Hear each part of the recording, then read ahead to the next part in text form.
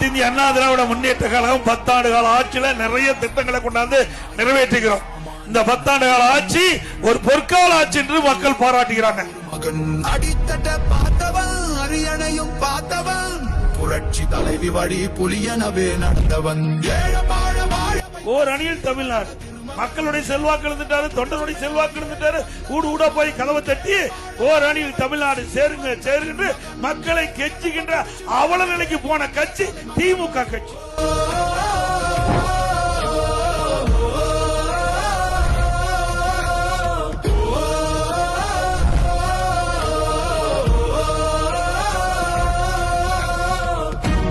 திரு ஸ்டாலின் அவர்களே, நாங்கள் பெரும்பான்மையை நிரூபித்த போதே சட்டையை கிழிச்சிட்டு வெளியில் போனீங்க.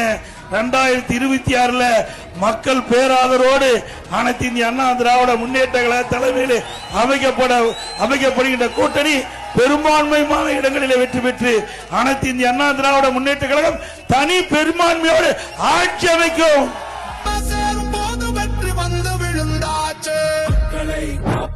தமிழகத்தை மீட்போம், மக்களை காப்போம், தமிழகத்தை மீட்போம், மக்களை மாசத்துக்கு 450, வருஷத்துக்கு 5400, 4 வருஷத்துக்கு 22,000 கோடி. இந்த 10 ரூபா அதிகமாகி கொள்ளையெடுத்த அரசாங்கம் திமுக அரசாங்கம்.